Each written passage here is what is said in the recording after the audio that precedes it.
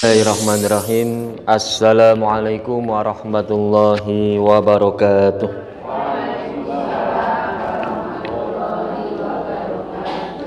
Alhamdulillah wa syukrulillah wa la hawla wa la quwata illa billah.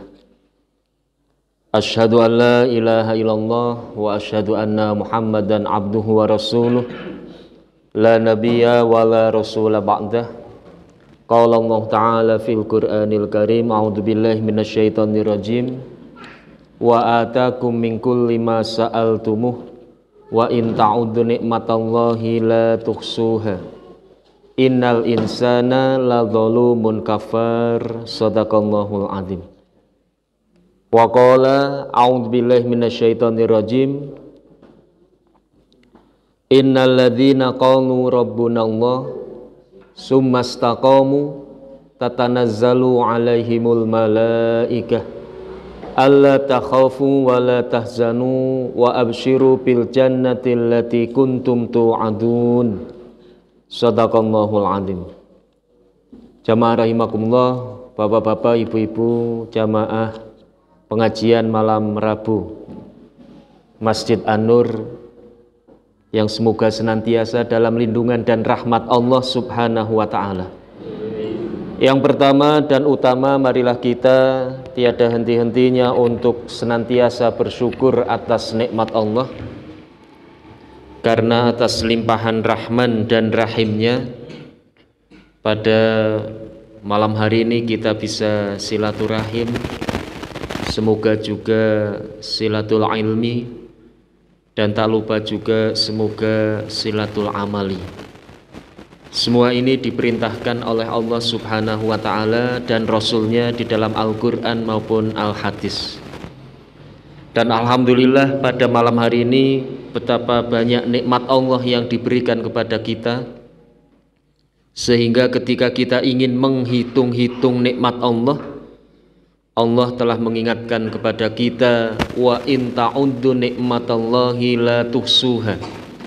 Sungguh ketika kalian ingin menghitung nikmat Allah, tiada mungkin kalian untuk melaksanakannya. Maka menjadi satu hal yang niscaya adalah kita senantiasa bersyukur atas nikmat-nikmatnya. Yang kedua, salawat dan salam semoga senantiasa tercurah pada junjungan kita Nabi Muhammad Sallallahu alaihi wasallam, Nabi yang terakhir, yang tidak ada seorang Nabi pun setelah kenabian beliau. Jamaah rahimakumullah, beberapa saat kita sudah memasuki bulan Dzulqa'dah, yang itu artinya sebentar lagi kita bulan Dzulhijjah. Beberapa saat yang lalu kita baru bulan Syawal, kemudian sebelumnya bulan Ramadan. Dan kelihatannya tahun ini Idul Adhanya mungkin akan berbeda lagi seperti Idul Fitri yang lalu. Tidak apa-apa, perbedaan adalah merupakan satu hal yang biasa dan niscaya. Karena sesungguhnya kita pun ketika lahir ke dunia ini disebabkan karena perbedaan. Kalau orang tua kita sama, tentu saja tidak bisa melahirkan. Gimana Ibu? Jadi di keluarga saja sudah berbeda antara suami dan istri, antara bapak dan ibu. Maka ibu-ibu ketika mengomentari anak-anak kadang-kadang bercerita, iya bocah 5 warna 5. Gimana Ibu? Bocah 10 warna 10, bocah 3 warna 3. Pramila menawi ingin berwarna-warni di keluarga, berbanyak-banyaklah keturunan atau anak, supaya semakin ramai, semakin berwarna-warna. Dan ketika kita berbeda, apalagi itu adalah urusan ijtihadiyah atau ijtihad, tidak ada yang berdosa. Jadi tidak ada yang berdosa ketika kita berbeda, meskipun ada yang benar dan ada yang salah. Semuanya akan mendapatkan pahala. Hanya saja berbeda ketika benar dapat 2, ketika salah dapat 1. Jadi kalau benar 2, kalau salah 1 itu ketika kita berijtihad. Maka ketika hari raya kemarin mana yang benar antara Jumat atau Sabtu? Ada yang benar, ada yang salah, tetapi tidak ada yang berdosa. Hanya saja mana yang dapat dua dan mana yang dapat satu. Maka ketika kita yakin hari Jumat, laksanakan, pahami, hayati, kerjakan. Itu ketika hari Jumat. Dan ketika hari Sabtu pun tidak apa-apa. Silahkan ketika yakin hari Sabtu, maka yakini dan jalani serta hayati. Ketika saya habis imam sekaligus khotib di satu tempat, begitu saya pulang ada satu WA yang masuk. Betapa cepat perjalanan waktu. Hari ini hari raya, besok hari raya lagi. Lah, jadi cepat sekali perjalanan itu. Maka tidak apa-apa jamaah rahimakumullah. Yang tidak boleh dan itu berdosa. Yakin hari rayanya Sabtu, hari Jumat sudah tidak puasa. Onten apa mboten Ibu?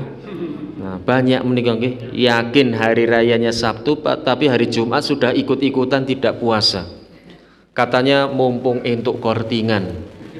Katanya mumpung banyak temannya. Nggih mboten. Wong tidak ada temannya saja kadang-kadang tidak mau puasa Ramadan, apalagi ini banyak temannya.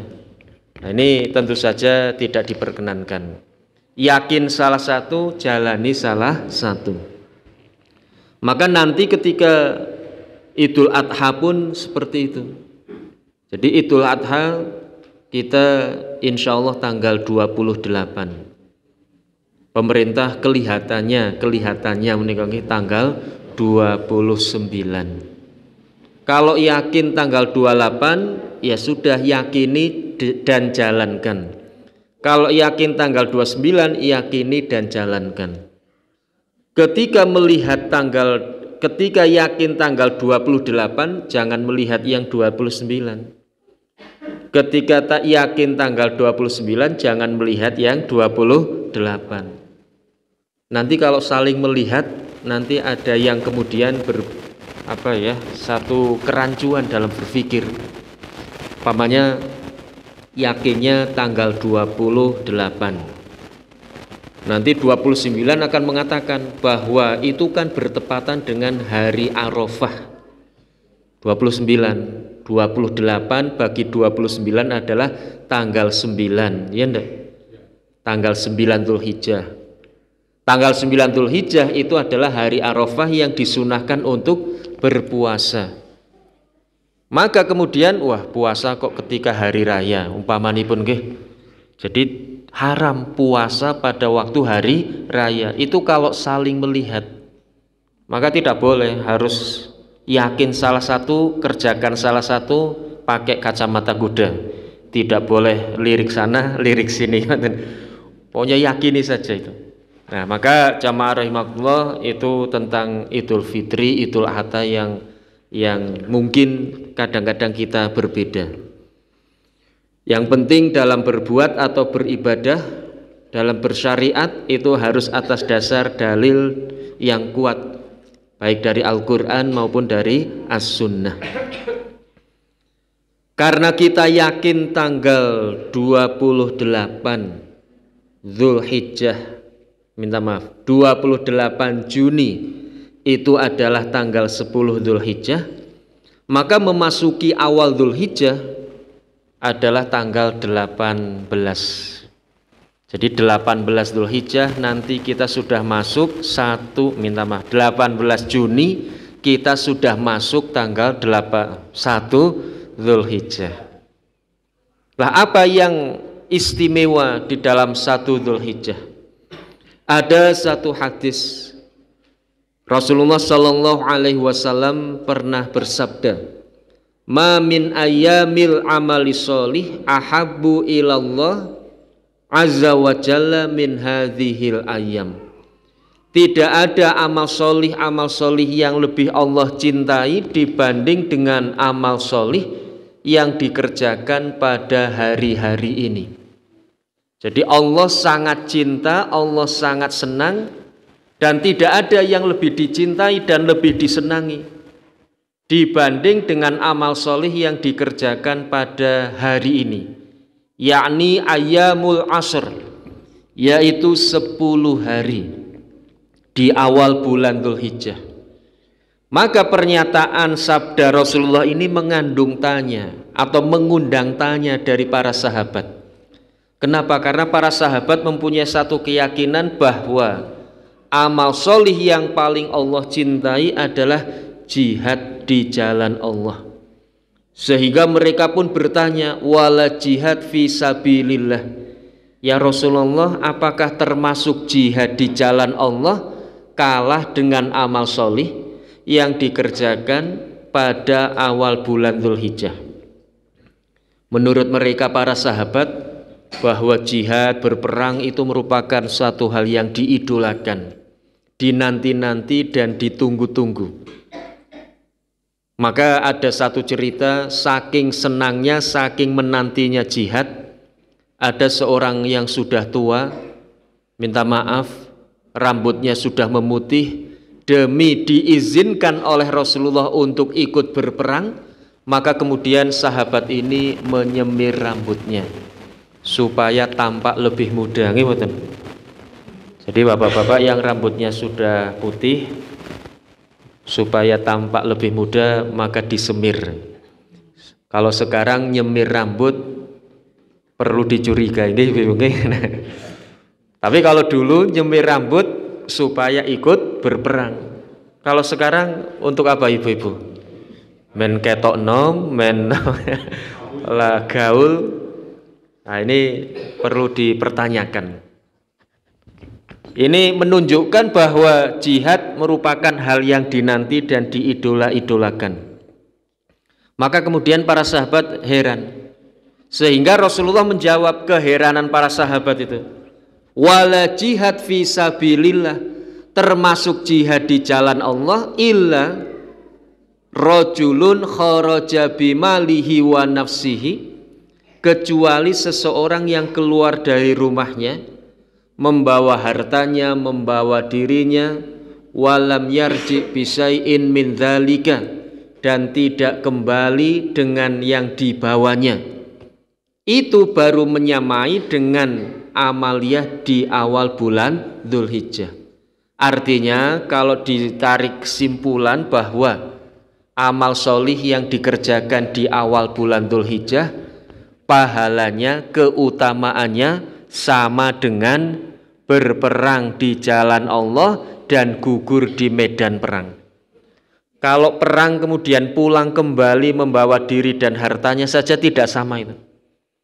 Jadi supaya sama itu perang dengan harta, dengan dirinya, dan tidak kembali hartanya, pulang tinggal nama.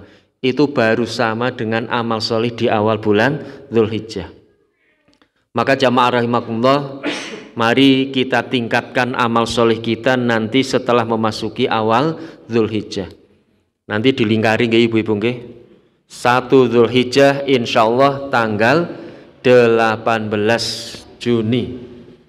Pertanyaan berikutnya, apa yang bisa kita lakukan ketika awal Dzulhijjah? Yang pertama puasa.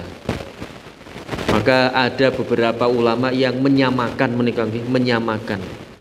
antara bulan Dzulhijjah dengan bulan Ramadan. Ketika bulan Ramadan karena disamakan, ya yang pertama tentu saja puasa. Puasa di bulan Ramadan, puasa di bulan Dzulhijjah, karena beberapa ulama menyamakan. Lah bagaimana kita puasa di awal bulan Dzulhijjah? Tidak ada keterangan yang pasti yang disampaikan oleh Rasulullah tentang puasa mulai dari tanggal 1 sampai tanggal 9. Sehingga beberapa ulama kemudian membolehkan kita berpuasa mulai tanggal 1. Tetapi derajatnya hanya membolehkan. Ketika ditanya kemudian mengapa boleh puasa tanggal 1 sampai tanggal 9? Karena puasa termasuk amal solih. Sehingga seseorang yang puasa dari tanggal 1 sampai tanggal 9 karena ingin memperbanyak amal solih dengan cara berpuasa. Ini yang pertama, derajatnya boleh, bukan wajib, bukan sunnah, tetapi silahkan. Kemudian yang kedua, kita mengerjakan sunnah yang dianjurkan oleh Rasulullah, memperbanyak amal solih di awal bulan Dzulhijjah dengan puasa Daud. Apa itu puasa Daud? Kana yasumu yauman wa yuftiru yauman. Sehari berpuasa, sehari berbuka. Ada pertanyaan kadang-kadang yang menyuat atau yang muncul dari satu jamaah, Ustadz, apakah puasa Daud itu dikerjakan oleh Rasulullah? Beberapa literasi saya baca Rasulullah tidak mengerjakan. Terus yang mengerjakan siapa? Yang mengerjakan namanya saja Daud. Berarti yang mengerjakan adalah Nabi Daud. Terus kenapa kok dianjurkan puasa Daud? Ada beberapa keterangan yang mengapa dianjurkan puasa Daud. Yang pertama, bahwa syariat agama Islam itu yang dibawa oleh Nabi Muhammad, yang diajarkan oleh Nabi Muhammad adalah meluruskan, mengembalikan, dan menyempurnakan. Maka ketika syariat agama nabi-nabi sebelumnya itu baik, nabi-nabi sebelumnya itu sudah sesuai, lurus, Nabi Muhammad tinggal melanjutkan atau menyetujui. Kenapa Rasulullah SAW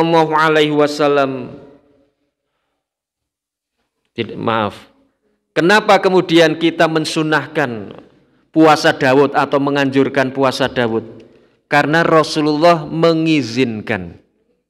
Jadi mengizinkan seorang sahabat yang bernama Bahaili, dia senantiasa puasa sehari-hari sepanjang tahun. Jadi merupakan satu kebiasaan dari sahabat ketika merasa bahwa masuk Islamnya itu belakangan, sementara sahabat yang lain itu sudah dahulu, sudah duluan, maka kemudian dia mengejar ketertinggalannya dengan inisiatif sendiri. Ibarat kata kita berombongan pengajian Masjid An-Nur mau piknik ke Yogyakarta, terus ketika itu ada seorang yang ketinggalan, yang lain sudah sampai Magelang, ini baru bangun tidur ketinggalan bis, ya enggak? Maka demi mengejar ketertinggalannya dia harus ngebut bisnya paling tidak 50 km per jam, yang ketinggalan ini harus 100 km per jam supaya bisa mengejar. Lah sama dengan itu pula para sahabat, merasa ketinggalan dengan sahabat yang lain, maka kemudian apa? Puasa sehari-hari demi untuk mengejar ketertinggalannya.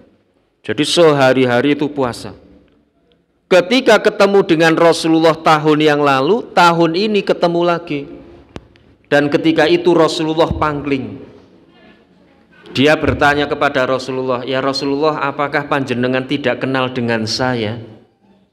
Rasulullah bertanya, "Lah siapa jenengan ini?" Sahabat ini menjawab lagi, "Saya Bahail ya Rasulullah. 1 tahun yang lalu kita pernah berjumpa. Dan waktu itu mungkin dia baru saja masuk Islam ketika bertemu Rasulullah." Kemudian Rasulullah bertanya, "Ada apa dengan dirimu? Dulu ketika kita bertemu pertama kali, Masya Allah, kamu seorang yang kuat, hebat, berisi, tinggi, besar. Fakot ahsanal hay'ah. Keadaanmu sangat baik dan bagus. Sekarang ternyata keadaanmu sangat memprihatinkan." Sangat memprihatinkan, kurus, kering, cungkringen, lunglit. Ada apa dengan dirimu? Maka sahabat ini kemudian menjawab, "Ya Rasulullah, semenjak aku bertemu dengan engkau 1 tahun yang lalu, saya senantiasa berpuasa." Maka Rasulullah kemudian mengatakan kepada Bahail ini, "Fakot azabta, kamu sedang menyiksa diri." Artinya puasa sehari-hari sepanjang tahun tanpa henti itu dilarang oleh Rasulullah. Kenapa? Itu namanya penyiksaan. Tapi saya pernah ketemu seorang teman menikah, seorang teman yang ketika ketemu puasa. Kemudian saya tanya, Mas jenengan kok setiap kali ketemu saya kok sedang puasa? Puasa apa? Katanya saya sedang puasa dahar.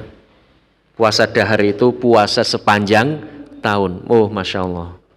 Loh, siapa yang menuntunkan? Ini ijazah dari kiai saya katanya. Jadi diberi ijazah oleh Pak Kiainya untuk puasa sepanjang tahun. Tapi kalau kembali kepada cerita Rasulullah ini bersama seorang sahabat, Rasulullah sebetulnya melarang untuk berpuasa sepanjang tahun. Maka kemudian sahabat ini bertanya, ya Rasulullah, apa yang harus aku kerjakan dengan puasa? Sudah, yang pertama puasa saja, puasa wajib bulan Ramadan. Sahabat ini kemudian menanya lagi, tambah ya Rasulullah, saya 1 tahun saja ringan, apalagi hanya 1 bulan. Tambah lagi dengan puasa sunnah, umpamanya puasa Syawal. Ibu-ibu sampun nyawal no beder ibu? Sampun nggih, alhamdulillah. Nek bapak-bapak nyawal napa nyawel niki? Kadang-kadang bapak-bapak niku cok niat tok nggih ibu-ibu nggih. Kalau ibu-ibu saya bertanya itu kadang-kadang keweleh mawon niki. Banyak pertanyaan tentang sunnah selalu dijawab sudah dan iya. Kalau bapak-bapak hanya titip salam saja kadang-kadang nih. Ketika Syawal sudah, minta tambah lagi. Rasulullah menyampaikan Senin dan Kamis. Senin dan Kamis sudah, minta tambah lagi puasa Ayyamul Bid 13, 14, 15. Lah kemudian yang terakhir dia minta tambahan lagi. Rasulullah menyampaikan ya sudah, puasa sehari puasa, sehari tidak. Masih minta tambahan, Rasulullah kemudian menjawab, sudah, ini sudah yang paling bagus, sudah yang paling hebat. Artinya Rasulullah mengakui bahwa puasa Daud itu adalah puasa yang paling bagus dan paling hebat. Dan di dalam kajian tentang mustalahul hadis, bahwa yang namanya hadis itu kan yang pertama kaulan, ucapan Rasulullah, sabda Rasulullah. Yang kedua fi'lan, pekerjaan, perbuatan, contoh-contoh yang dilakukan oleh Rasulullah. Kemudian yang ketiga itu takriron. Takriron itu Rasulullah tidak mengerjakan, tetapi Rasulullah setuju dengan apa yang dikerjakan oleh para sahabat. Sahabat umpamanya melakukan sesuatu, kemudian Rasulullah membiarkan. Sahabat mengatakan sesuatu, Rasulullah menyetujui. Jadi meskipun bukan dari Rasulullah, tapi Rasulullah setuju, itu sudah termasuk sunnah Rasulullah Sallallahu Alaihi Wasallam. Atau ibu-ibu ngenjang nek 9 hari tidak mampu, maka ambil yang lebih ringan, yaitu puasa Daud. Kalau puasa Daud kelihatannya hanya 5 hari. Kalau 5 hari puasa Daud juga berat, ya sudah Senin Kamis plus puasa Arafah. Itu kelihatannya 3 hari nggih. Senin Kamis, Senin kemudian puasa Arafah. Kalau Senin Kamis berat, ya sudah Arafahnya saja. Su'ila an saumi Arafah yukaffiru sanah al-madiyah wal baqiyah. Ditanya tentang keutamaan puasa Arafah, maka akan menghapus dosa 1 tahun yang lalu dan 1 tahun yang akan datang. Ibu-ibu, bapak-bapak, ketika tahun kemarin puasa napa mboten? Halo ibu-ibu, masih ada ibu-ibu nggih? Puasa napa mboten ibu-ibu? Alhamdulillah. Berarti puasa yang kemarin sudah menghapus tahun ini nggih mboten? Kemarin sampai Arafah besok sudah terhapus ini. Lah besok kita puasa lagi, berarti menghapus Arafah dari kemarin sampai Arafah yang tahun lalu. Berarti 1 tahun dosa kita dihapus 2 kali ketika kita berpuasa Arafah setiap tahun. Monggo jamaah rahimakumullah, kita laksanakan puasa Arafah. Sudah ditulis napa dereng Ibu? Sudah dicatat nggih? Alhamdulillah. Nginjang ulangan ini. Hadiahnya soto broto. Jadi ini termasuk inovasi dari Masjid An-Nur. Dipandikani oleh Pak Ari nggih mboten. Untuk merefresh pengajian kita itu memang harus ditulis. Kenapa? Karena kadang-kadang kita ngaji itu keluar dari pengajian saja ditanya Bu, nanti ibu-ibu pulang ke rumah ditanya suaminya, nggih mboten? Bu, ngaji apa wau? Lah, apa ya? Lah orang genah rasanya. Lho dene mboten genah. Lah ini maka tulis uktub. Kenapa? Karena al ilmu syaitun wa kitabahu qaiduhu. Ilmu itu binatang buruan. Jadi kita mencari ilmu, menuntut ilmu itu sebetulnya sedang berburu. Lah tulisannya itu adalah ikatannya. Setelah kita dapat ilmu, maka harus ditulis, harus diikat, supaya ketika kita lupa atau ketika kita lalai bisa membacanya lagi. Yang pertama adalah puasa, nggih. Puasa Arafah atau puasa yang lainnya. Ketika kita ingin memperbanyak amaliyah di bulan Dzulhijjah. Amaliyah yang kedua yaitu sholat tahajud atau sholat sunnah kita tingkatkan. Kenapa? Karena tadi kami sampaikan garis bawahnya menyamai bulan Ramadan. Maka apa yang kita laksanakan di bulan Ramadan yaitu memperbanyak sholat sunnah. Sholat subuh berjamaah, sholat isya berjamaah. Saya yakin 100% ketika bulan Ramadan subuh dan isya jamaahnya lebih ramai daripada bulan-bulan yang lainnya. Dan ketika itu kita sedang meningkat keimanan kita. Kenapa? Terbukti dengan jamaah subuh dan jamaah isya. Asqalu sholat alal munafik as-subhi wal isya. Yang paling berat sholat untuk orang-orang munafik adalah sholat subuh dan sholat isya.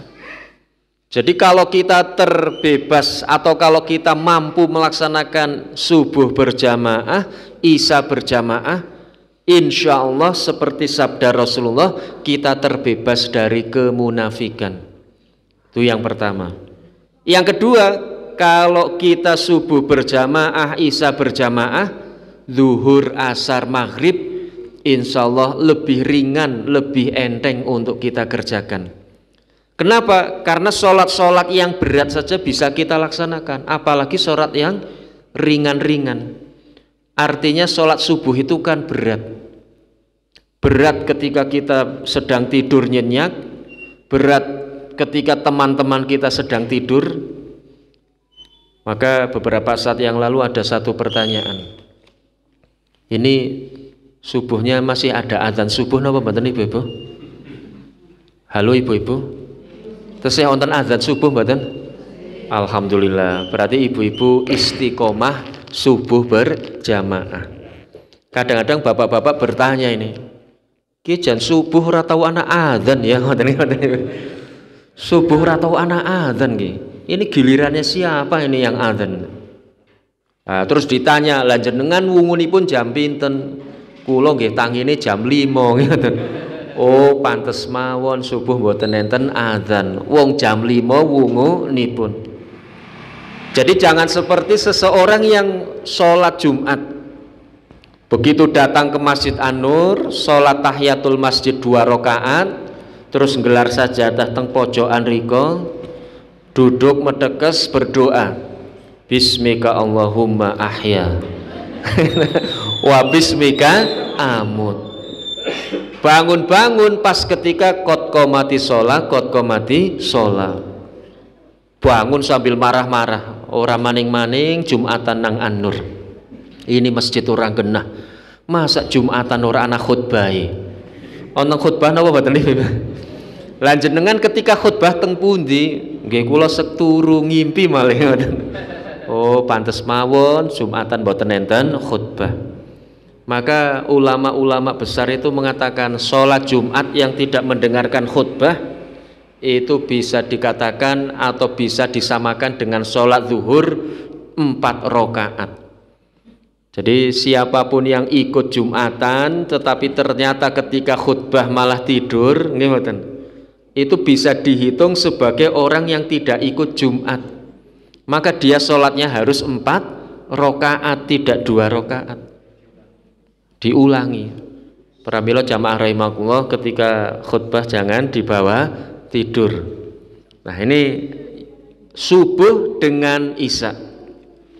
Maka jamaah rahimakumullah, betapa ketika bulan Ramadan, Masya Allah, yang namanya subuh, isya itu senantiasa kita kerjakan secara berjamaah. Itu yang pertama. Yang kedua, ibu-ibu bayangkan ketika bulan Ramadan, begitu bangun dari tidur, pas kita mendengar muadzin mengucapkan as-sholatu khairum minan naum. Nggih ibu-ibu nggih, bayangkan riyen nggih. Tanggal 11 Ramadan, bangun dari tidur as-sholatu khairum minan naum. Kinten-kinten perasaan ibu-ibu, bapak-bapak pripun niku? Jenggirat pas as-sholatu khairum minan naum, Masya Allah. Bingung, marah, menyesal, anak-anak nangis nggih mboten. Kalau bahasa kali beber niku blakerakan niku. Yang megang ini, yang megang itu, wis pokoknya megang ceret, megang gelas. Pokoknya cepat-cepat, yang penting masih adzan, insya Allah sahurnya masih diterima. Ora apa-apa, ege adzan gitu. Wah, itu kenapa? Karena yang dihitung itu nanti terakhirnya adzan. Begitu adzan selesai, ora apa-apa, terus lanjutkan. Sing penting hurung qomat gitu. Kenapa? Karena subuh itu dihitung ketika qomat. Qomat mas dikumandangkan masih kenyang lagi. Ora apa-apa, sing penting hurung takbiratul ihram. Wah, takbiratul ihram dikumandangkan ora apa-apa, sing penting hurung tahiyat gitu loh. Makan terus gitu. Nah, ini namanya pembenaran nggih Ibu nggih. Kita sekarang ketika bangun tidur sudah mendengar azan subuh, kinten-kinten gelon apa mboten Ibu-ibu? Halo Ibu-ibu, gelon apa? Begitu bangun sudah mendengar as-sholatu khairum minan naum. Alhamdulillah napa? Lah ora sempat tahajud nggih mboten. Lah ora sempat sholat fajar. Lah ora sempat baca Al-Qur'an. Kalau bapak-bapak ibu-ibu seperti itu berarti istiqomah. Nggih mboten, istiqomah di dalam kebaikan. Ini sholat sunnah nggih, yang kedua sholat sunnah. Yang ketiga yang kita perbanyak dalam bulan Dzulhijjah dari tanggal 1 sampai tanggal 9 adalah banyak bersedekah. Bulan Ramadan, Masya Allah, kita sangat-sangat ringan untuk bersedekah. Apapun kita sedekahkan. Dan ketika kita kembali kepada makna sedekah, sebetulnya tidak hanya mengeluarkan harta, tidak hanya menyisihkan harta untuk kita berikan kepada orang lain, tetapi ketika kita kembali kepada makna sedekah yang sebenar-benarnya adalah apapun bentuk kebaikan itu bisa dimaknai sebagai sedekah. Jadi apapun bentuk kebaikan adalah sedekah. Kenapa? Karena kalimat sedekah berasal dari kalimat sodako. Sodako itu bisa berarti kebaikan, bisa berarti kejujuran. Jadi apapun kebaikan, apapun kejujuran. Kenapa kejujuran dan kebaikan itu berasal dari sodako? Karena orang yang jujur itu baik. Karena kebaikan itu adalah jujur. Jadi dibolak-balik itu sebetulnya sama. Maka jamaah rahimakumullah, mari kita perbanyak sedekah makna secara umum atau sedekah makna secara khusus, baik dengan mengeluarkan harta ataupun memperbanyak kebaikan, termasuk imatatul adza anitorik, menyingkirkan duri dari jalan itu juga sedekah. Tersenyum dengan wajah yang berseri-seri, wajah yang ramah, wajah yang sumringah, itu juga termasuk sedekah. Bulan Ramadan kita lanjutkan pada awal bulan Dzulhijjah. Dan sebaik-baik sedekah ketika bulan Dzulhijjah adalah dengan berkurban atau udhiyah, menyembelih binatang ternak untuk kita bagikan kepada sesama muslim. Jamaah rahimakumullah, ini sebaik-baik sedekah, berkurban. Kurban atau kurban ibu-ibu? Kurban. Kurban dan kurban. Ibu-ibu biasanya ditanya nggih, Bu, tahun niki ajeng kurban nopo? Kalau ibu-ibu tidak berkurban biasanya jawabnya nopo? Lah, tahun niki aku kurban perasaan. Kurban perasaan untuk mengungkapkan secara halus tahun ini tidak berkurban.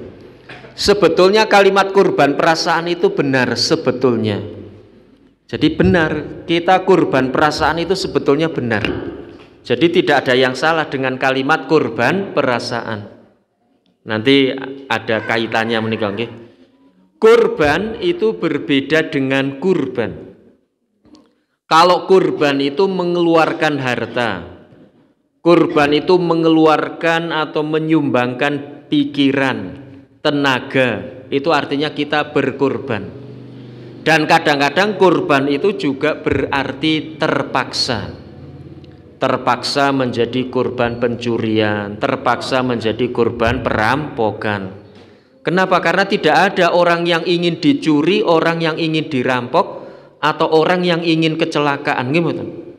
Ibu-ibu nyebrang jalan di Jalan Ahmad Yani dengan ikhlas di tengah jalan mengatakan, aku ingin jadi kurban kecelakaan. Nonton apa benar?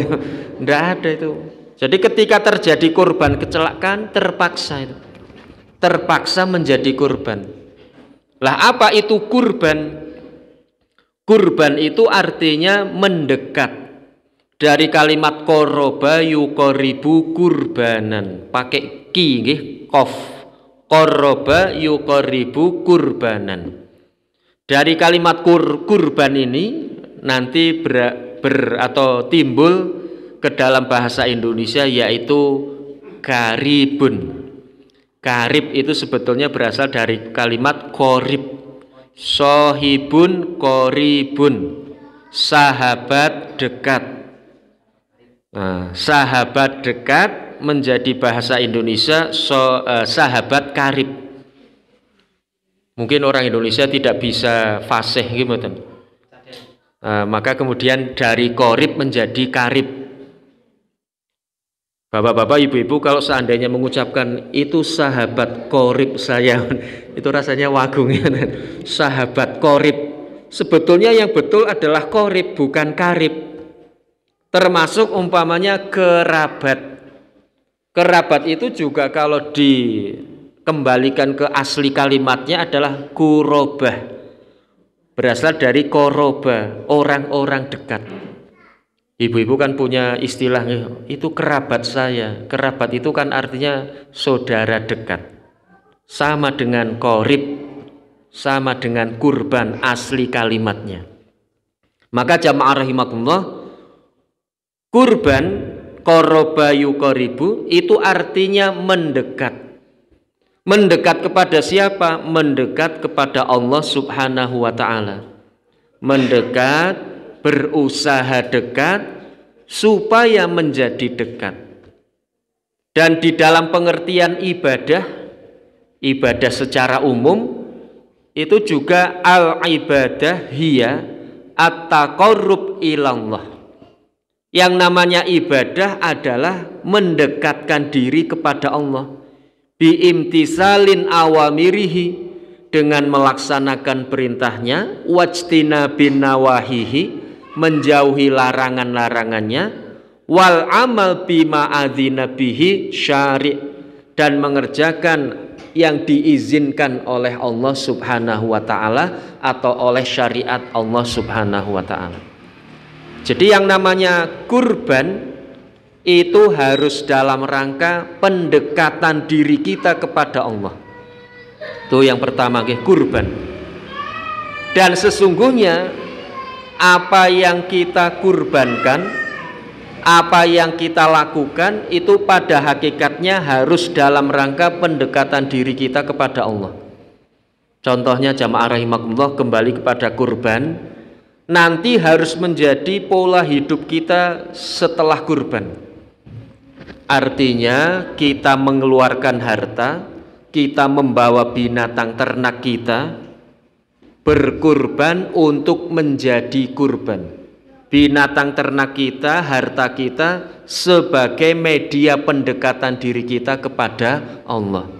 Itu artinya kita berkorban dan menjadi kurban. Tulis nggih ibu-ibu nggih. Berkorban dan menjadi kurban. Kalimat yang kedua nih. Jangan sampai kita berkorban dan menjadi kurban. Dua-duanya kurban ini. Sudah mengeluarkan harta, sudah memberikan binatang ternak kepada panitia, itu artinya kita berkorban. Tapi pengorbanan kita tidak ikhlas, maka berarti ketika kita tidak ikhlas, kita sedang menjadi kurban. Kurban apa ibu-ibu bapak-bapak? Kurban perasaan. Perasaan apa? Perasaan tidak ikhlas. Tidak enak, tidak ikhlas, gimana? Contoh kata sering saya sampaikan, bapak-bapak kalau kurbannya cilik mendik, gimana? Singken nonton putrane, dek, iki kambingnya dituntun ning panitia. Adiknya nanya, loh pak, dene kulo singken nonton, amargi kurbannya cilik. Nek kurbannya cilik, sing nuntun cah cilik, gimana? Wah, bapakane pinter, gimana? Wah, suatu hari tahun berikutnya kurbannya tinggi besar, etawa harga 5 juta umpamanya gimana? Warnanya putih, bagus, tinggi besar, pokoknya moblong-moblong resik. Sing nuntun bapakane. Wah, berangkat gasik banget, pakai baju putih, sarung putih, sandal putih, kopiah putih. Surbanya putih, nuntun kambing warnanya putih. Berangkat pagi sekali, mangkatipun jalannya di tengah jalan. Ngarep-arep ditakoni tanggane, Pak Haji regane pinten ngeten. Ternyata ndak ada yang tanya. Kasihan nggih Ibu nggih. Lah, orang yang seperti ini berarti sedang menjadi kurban. Artinya apa? Pengorbanannya bukan untuk mendekatkan diri kepada Allah, tapi pengorbanannya supaya ditanya. Walah, Pak Kaji kae jan kurbane pol hebate, etawa 5 juta. Rata-rata kan kambing ya sudah pantas itu kan 3,5 juta nggih Ibu nggih. 3,5 juta, 3 juta itu sudah pantas. Kalau 5 juta ke atas itu sudah istimewa. Nah, maka jamaah rahimakumullah, jangan pernah kita menjadi kurban, hati-hati. Ini contoh yang pertama. Contoh yang kedua, biasanya antar kelompok sapi, antar kelompok kurban, 7 orang. Nanti ketika kita lihat sapi-sapi kelompok kita di pemarkiran sapi, kita melihat, Masya Allah, sapi kelompok kita hebat, wah super, murah lagi, lah timbang kai kelompok kai, wis cungkringen larang maninge, kai siapa sing tuku kai lah, ora pinter tuku sapi. Wah, itu kita sedang menjadi kurban. Hati-hati itu. Jadi apapun bentuk sapi kita, sehebat apapun sapi kita yang bisa kita beli, jangan sampai berbangga-bangga dengan sapi kita, dan jangan sampai menghina sapi kelompok yang lain. Allah mengingatkan, la tubtilu shadaqatikum bil manni wal adha. Janganlah engkau batalkan sedekah-sedekahmu dengan menyebut-nyebutnya. Sapi ini ngondewek yakin super, ngalahaken sapi ini wong liya. Lah ini namanya membatalkan sedekah-sedekah kita.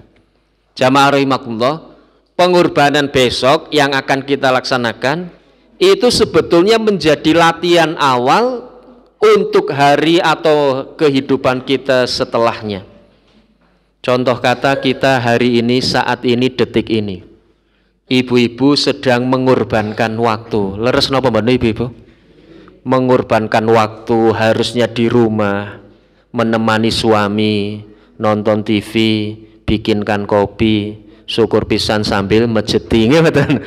Itu kenikmatan-kenikmatan, kenyamanan-kenyamanan di rumah kita tinggalkan, kita kurbankan untuk ngaji. Leres napa mboten Ibu-ibu? Semuanya itu kita kurbankan. Seharusnya kan nyaman di rumah, enak di rumah, leyeh-leyeh seharian kerja, capek, lelah, ngimeten. Ternyata bapak-bapak, ibu-ibu mengorbankan itu semuanya.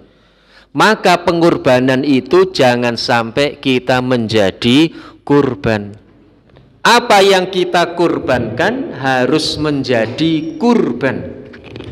Artinya apa? Semakin mendekatkan diri kita kepada Allah.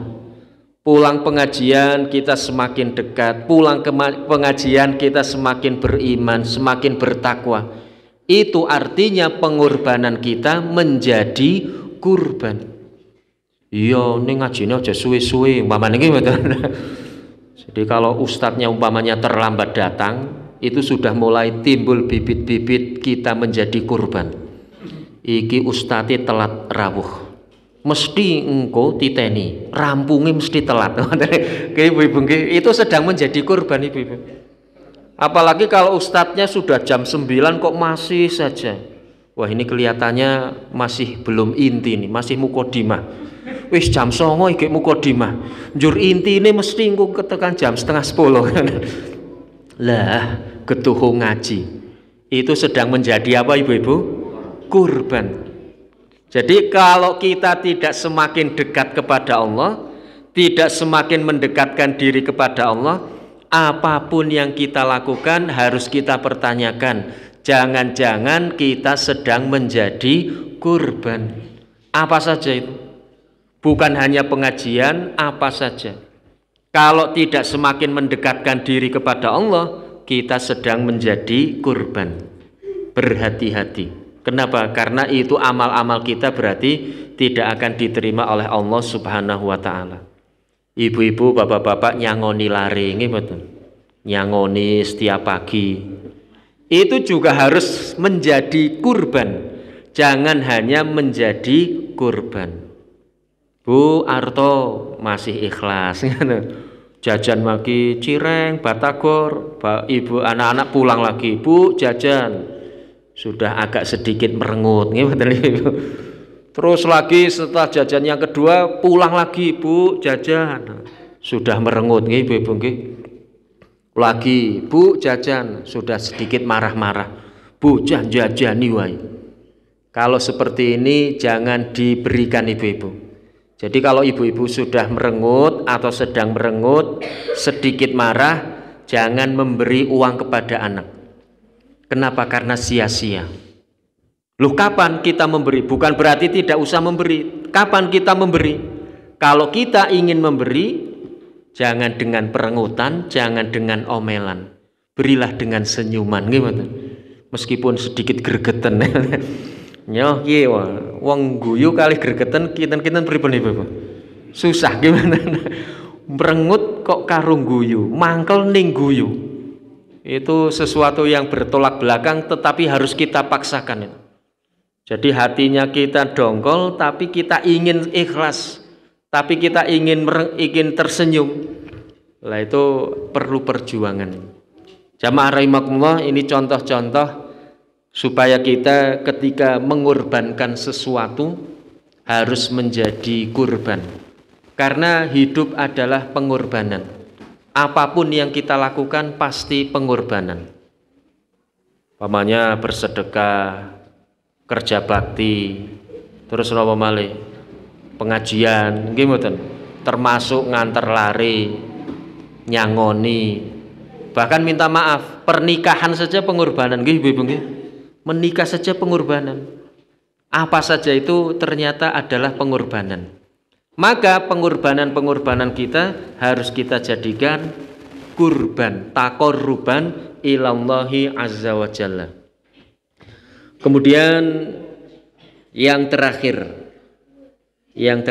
dari apa yang ingin kami sampaikan tadi apa ibu-ibu? Puasa, sholat sunnah, kemudian banyak bersedekah. Yang terakhir banyak membaca Al-Quran. Karena ini saya analogikan dengan bulan Ramadan. Banyak membaca Al-Quran. Al-Quran adalah hudal lil muttaqin. Idul Adha pun mendidik kita menjadi orang yang bertakwa. La yanalullaha luhumuha wala dima'uha walakiyanalut taqwa minkum.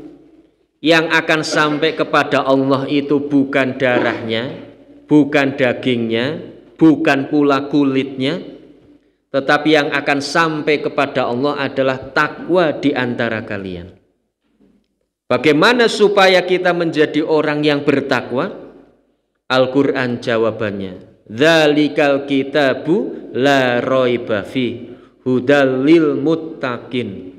Itu adalah Alkitab atau Al-Quran yang tidak ada keraguan sedikit pun di dalamnya, petunjuk bagi orang-orang yang bertakwa. Jadi bagaimana supaya kita menjadi orang yang bertakwa? Jawabannya sebetulnya sangat jelas, sangat lugas. Kembalilah kepada Al-Quran, itu saja. Hanya saja untuk kembali kepada Al-Quran itulah yang berat dan perlu perjuangan, perlu jihad. Ngimboten ibu-ibu. Kembali kepada Al-Quran. Memang jawabannya mudah. Kalau hanya sekedar menjawab, apalagi kalau di dalam ujian nilainya 100. Bagaimana supaya kita menjadi orang yang bertakwa? Jawabannya kembali kepada Al-Quran. 100 nilainya nih. Tapi bagaimana untuk kembali dengan sebenar-benarnya dalam kehidupan kita sehari-hari? Itulah yang betapa beratnya, perlu jihad dan pengorbanan serta perjuangan. Coba bapak-bapak, ibu-ibu membaca Al-Quran sehari berapa kali ibu-ibu? Halo ibu-ibu, 2 kali. Subuh dan maghrib. Berapa lembar yang dibaca? 2 lembar. Ini betul. Kalau membaca WA berapa menit ibu-ibu? Masya Allah, yang namanya membaca WA itu asik sekali. Apalagi sekarang sedang viral sekali Putri Aryani. Masya Allah. Bola bali diwaca nih, bola bali dilihat, dan bola bali melihat video Putri Aryani nggih bola bali mewek mawon nggih merebes mili, betapa hebatnya dia itu nggih. Itu ketika kita membaca Al-Quran. Saya sendiri pernah menantang diri saya nih, saya tantang nggih. Coba sekarang banyak-banyakan mana membaca atau membuka Al-Quran dengan membuka HP nggih. Kira-kira banyak yang mana nih Mas Ari? Wow, membuka Al-Quran di HP. Iya. Bangun tidur saja sudah HP, nanti sarapan HP, mandi saja kalau HP-nya anti air, mungkin sambil bakar HP, Maka bapak-bapak bolehlah nanti tanya sama counter itu, Mas saya mau beli HP yang anti air. Lagi nopo Pak? Supaya ketika mandi saya bisa sambil WA-an. Itu saking-sakingnya itu. Maka jamaah rahimakumullah, mari ketika kita kembali kepada Al-Quran, maka sungguh kita akan menjadi orang-orang yang bertakwa. Ada 4 ibu-ibu yang saya sampaikan malam hari ini. Jangan-jangan besok akan ditanya oleh Mas Ari, ya, pelajaran kita hari ini bagaimana kita memperbanyak amal solih di awal bulan Dzulhijjah. Ada berapa ibu-ibu? 4. Ada 4. Ini ada kuis berhadiah untuk jamaah yang bisa menjawab akan mendapatkan 1 buku yang bagus, Agenda Harian Rasulullah Al-Yaum An-Nabawi, karangan Abdul Wahab bin Nasir atau Hariri. Ada yang ingin buku ini ibu-ibu, bapak-bapak? Nah, saya tanya pertanyaan. Satu saja nggih pertanyaan ini. Wah, saya bingung nih mau bertanya apa nih. Pertanyaan 1. Apa yang bisa kita lakukan untuk memperbanyak amal solih di awal bulan Dzulhijjah? Siapa yang bisa menjawab? Oh ya, oh puasa. Puasa nggih?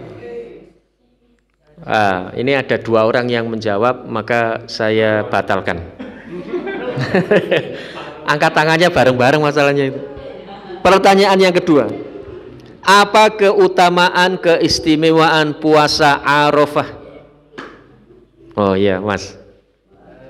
Puasa Arafah itu menghapus dosa sama setahun yang lalu dan yang akan datang. Puasa Arafah menghapus dosa 2 tahun. 1 tahun yang lalu dan 1 tahun yang akan datang. Benar Ibu-ibu? Betul. Berarti ini sudah terjawab sudah. Oh, Mas. Silakan Mas. Alhamdulillah. Untuk pertanyaan berikutnya, insya Allah pada pertemuan yang akan datang, yang akan disampaikan oleh Mas Ari dengan hadiah gudeg dan soto broto. Jamaah rahimakumullah, semoga bermanfaat apa yang kami sampaikan. Oh, masih ada lagi. Itu untuk 1 orang. Oh, untuk 1 orang. 1 paket soto ayam, 1 paket soto ayam. Pertanyaan berikutnya. Waduh, ini yang bertanya malah yang bingungin Mas Ari. Baiklah. Puasa yang paling utama adalah puasa titik-titik. Oh ya, Daud ya Mas. Nah, tadi yang menjawab 2 ini Mas. Satu terus sama ibu yang belakang itu angkat tangannya bareng-bareng. Bu sinten nih kok? Bu depan. Oh, Bu Yayu. Go Mas Ari. 1 untuk Bu Yayu 1, untuk nggih napa? Oh, suami istri? Oh, berarti pas nggih.